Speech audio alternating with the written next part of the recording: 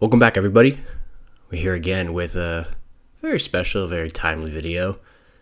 We're going to talk about some more films and TV shows to watch while you're stuck inside.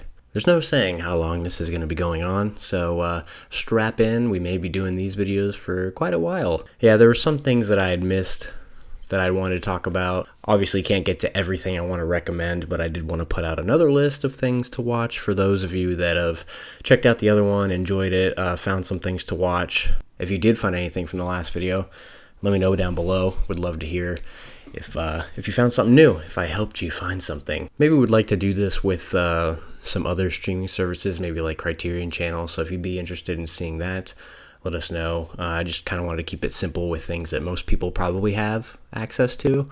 But if you'd like to see some other things, let us know and we can do that. Hope you're all staying safe and healthy, doing what you can. It's a weird time right now, so all I can say is I hope you're all happy, healthy, and safe. Without further ado, let's go ahead and talk about some of the other recommendations I have. Okay, so first off, we're starting with Netflix again.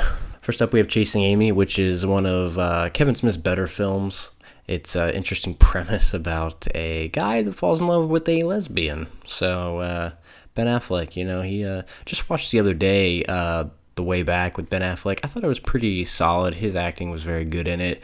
I kind of wanted a little more from it, but it was a decent watch. Ben Affleck has always seemed like the pretty boy, but he can, when he really hunkers down and really tries, he can really pull off a good performance. And I feel like his performance in The Way Back was based a lot on personal issues that he's had. So yeah, Chasing Amy, that became a review of The Way Back. A couple Bong Joon-ho films here, Okja and Snowpiercer. If you're a fan of Parasite, these are two very different films, both dealing with real life issues though. Snowpiercer is about class once again, and Okja is about animal meat industry, pollution. The Night Comes for Us, a foreign film almost in the same vein as like the Raid films.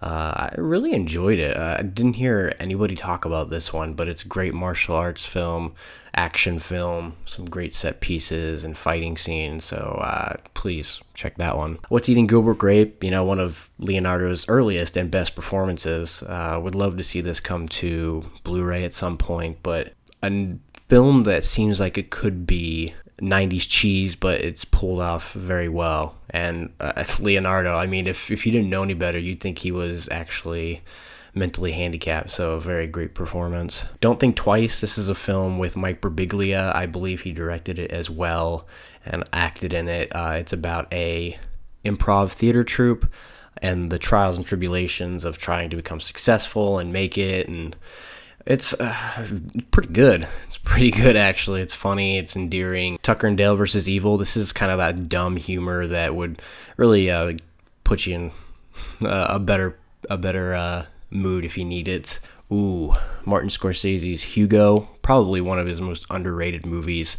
If you're at all interested in classic, like early filmmaking, this is a really good movie about that. It kind of incorporates the story of this orphan boy, but also intertwines it with the story of Georges Méliès, who was like one of the big innovators of special effects way back in the early 1900s. So it's really, really good. And like I said, if you're into some older stuff, I genuinely think you'll enjoy it. Burning, this is a foreign film that I don't want to tell too much about because the less you know, the better. A few more here. The Master, A Ghost Story, Her. I remember when this film came out, people were just like, "What? I don't get it. He's in love with his AI." You got to watch it. Very relevant, strange, and very true in a way. Ex Machina. I mean, the Lord of the Rings trilogy. Obviously, if you have not seen those, you must. It'll get you through a whole day. So if you need some way to spend your time, watch those films. It'll help you you get through a whole day. And I mean, truly, some of the greatest films ever made, especially in the fantasy genre. They're just triumphs of cinema. Enemy, Blue Ruin, Scott Pilgrim versus the World, Rocko's Modern Life. This is a movie that came out maybe last year, the year before, that is very prevalent and very funny, and it's just funny. If you enjoy the Rocco humor, you'll really enjoy this, and it's like 45 minutes. It's good.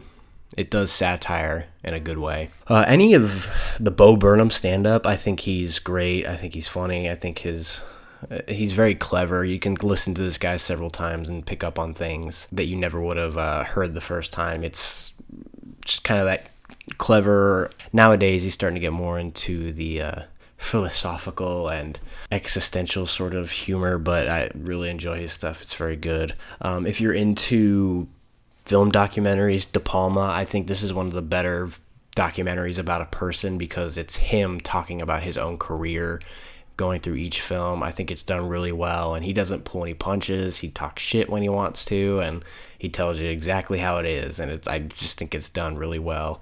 And it was directed by Noah Baumbach. And then another show, The Chef Show, with Jon Favreau. It's kind of a spin-off of his movie Chef, where he just gets a celebrity chef along with some writers, actors, directors to come in and make food with him. It's just a really good time. Something you can just turn your brain off and enjoy. All right, Prime. First up, we have The Apartment. Absolutely love this movie. It's an old black and white film. It's endearing and loving and kind of beautiful and dark and awesome, and I love it. Inside Llewyn Davis, The Florida Project, Zodiac. I mean, Zodiac is one of like the best crafted movies I think I've ever seen. There's just something about it. Under the Silver Lake, strange, very strange but funny, and Andrew Garfield is great. Couple older films, Sunset Boulevard, Midnight Cowboy, Brawl in Cell Block 99, and A Prayer Before Dawn. Those are some newer, pulpy throwback sort of films. The Last Black Man in San Francisco, which was a very underrated film from last year. Creed 2, don't know why they don't have the first one on there, but I'm genuinely surprised how good they made these two Creed films, and if you can get the first one, watch it, and then watch the second one. Actually, you don't even need to do that. You can almost watch Rocky 4 and then watch Creed 2. True Grit, Lake Mungo, this one is a little bit of polarizing. A lot of people like it. I like it. A lot of people hate it. Seth hates it. So turn the lights off, carry me home, and watch this film. And then let me know what you think. I'd be curious to see what you think. Killing of a Sacred Deer, very odd and strange film. A couple very old films.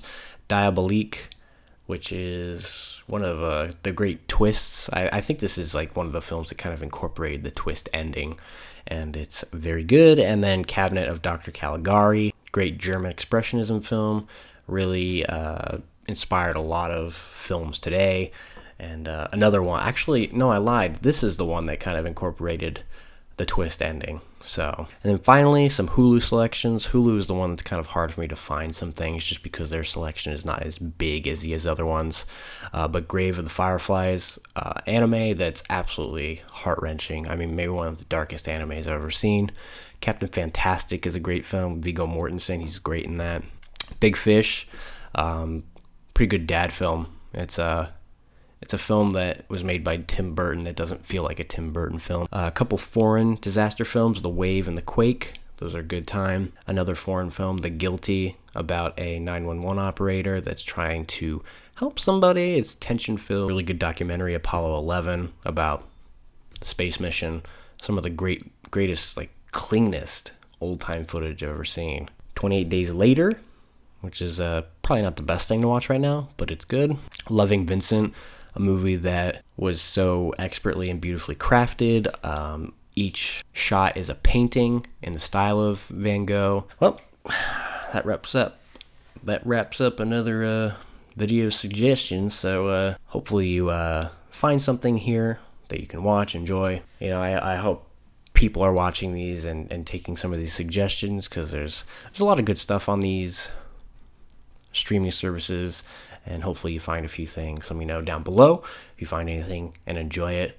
Always happy to know and see what you guys are watching.